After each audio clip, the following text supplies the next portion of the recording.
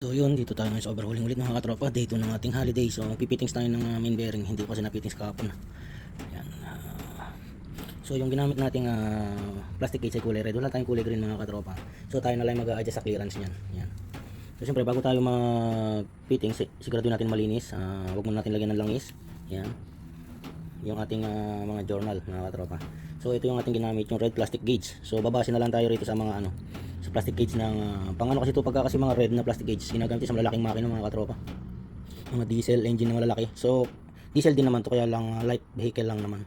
So babase na lang tayo. Dapat diyan maka-reading tayo ng mas maganda kung nasa 0.76 saka 0.076 saka 0.051.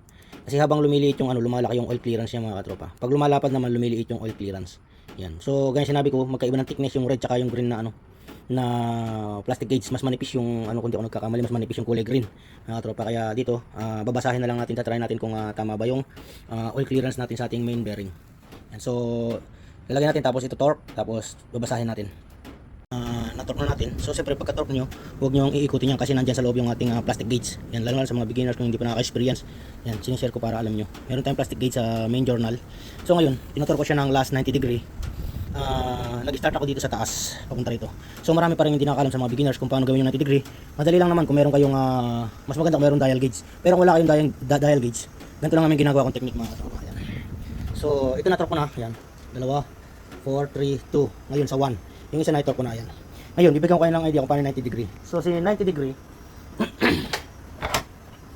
so nagmarking ako rito sa taas ng 90 degree. Kahit saan kayo magmarking, nasa sa inyo yan. Basta magmarking kayo ng dot or kung anong gamitin yung marking. Yan. So ako dito sa taas kasi nandito ako sa bandang dito sa area rito. So dito ako para pagka-torque ko is meron akong pwersa. Pwede rin naman dito kung nasa kayo nakapwesto mga katropa. Kung saan kayo mas madali na ma-torque nyo yung 90 degree nang walang dial gauge. So nagmark ako rito, ayan. Dito ako nagsa sa taas. So yung 90 degree hihilahin ko ito papunta rito. Yan, papunta rito. Pagaya dito, nilagyan ko na ng mark para meron akong ma-explain nyo. So yan yung 90 degree. Kumbaga, pag ganyan. Yan, kumbaga pag ganyan yan. Pag ganyan. Ito yung pinaka-point yung gitna. Yan, 90 degree pa L. So yan yung 90 degree. So kalahati ng 90 degree, siyempre hanggang dito, 45 yan. So sasagad natin dito sa kalahati, hanggang dito, yan yung 90 degree. So pagka inikot natin dito, galing dito, sa tanda natin dito, bababa natin dito, another 90 degree. So magiging 180. So pag inikot natin tong dot na to, ng isang buo is 360. So ayan, ganyan lang yung pagkakahati-hati niyan. So pag ganyan yung 90 degree, yan. Yan. Pero hindi kayo, marami pa kasi hindi nakakaalam kung paano ba gawin yung 90 degree. Kasi sa manual natin talaga, merong mga 90 degree yan. Yung iba kasi ginagawa, direkta na. O, ilan ba yung torque? Lagi lang natin ng 80 Newton meter o kung ano-ano. So pwede naman yung ganun mga katropa, bas kung saan kayo hiyang. So kasi tayo, kahit ako pwede ko naman gawin yung direct, pero siyempre sundan natin yung manual. Meron kasi tayong manual na ginagamit. Yan. Pag nasa tayo, gagamit tayo ng manual. Pero pag nasa bukid tayo, walang manual, wala tayong magagawa. So ayan. Diba? Kaya nga sinusunod natin yung manual, ayan meron siya mga ganyan step by step, loosen all bolts. Diba? So yun, yung 90 degree sa mga hindi pa nakakalam yan. Marking ko rito, kahit sa kayo marking gaya sinabi ko. So pwede nyo start yung 90 degree nyo. So ako dito ako sanay. So gagawin ko, itatapat ko rito. So ayun na yung 90 degree. So parang pail yan. So yun mga katropa, ito torque ko na para makita natin kung tama ba yung oil clearance. So yun, after ko ma-torque mga katropa gamit yung ating red plastic gauge. So ito naman yung nag-resulta mga katropa. Maganda naman yung kanyang fittings. Ayan. Pumasok siya doon sa gusto natin mga katropa na clearance. Kasi yung gusto nating clearance mga katropa ay yung yan 0.051. Dapat ganyan kasi nga yung gamit natin na plastic gauge ay kulay red. So pang malaking engine. So mag-a-adjust lang tayo ng konti mga katropa.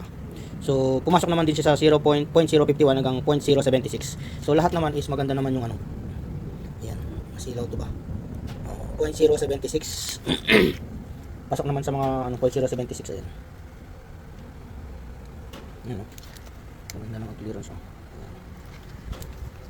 medyo lapad ko siguro na sa pagkakato, kaya pasok yan sa 0.51 at 0.76. So ito yung nasa niya sa crankshaft cap. So although maganda yung natin mga katropa, maganda yung ating clearance kahit gamit natin yung red plastic gauge.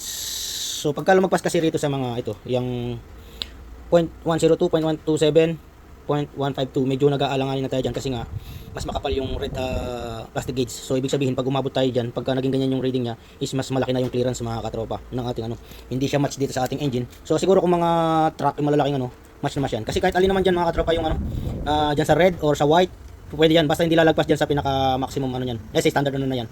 Standard gauge, sukat na yan mga katropa. Pero sa atin 0.076 hanggang 0.051. So although okay yung clearance mga katropa. So yun, na-talk na natin. So lilinisin natin. Tapos tatanggalin natin yung crankshaft, ilalagay natin yung oil jet, tapos lagyan natin na langis at torque na natin final mga katropa. At mag-next tayo sa connecting rod bearing fittings. Pero yung kasi yung connecting rod, diretso pasok na yung piston, tsaka piston ring, diretso settings, tapos pag ano, tsaka na natin ito torque. Yan. Pag may problema, saka na natin problemahin yung mga katropa. So yun lang yung pagtutok ng ating bearing. So pagdating naman sa connecting rod cap, same din naman ng ano, nasukat, dapat ganyan din yung magiging ano, or mas hindi lalagpas dun sa dalawang ano, sa dalawang 0.051 hanggang sa 0.076. Okay yan mga katropa, walang problema. So yun, diretso pasok na yung piston, settings, tapos final, tapos so, ito na natin yung ating engine block.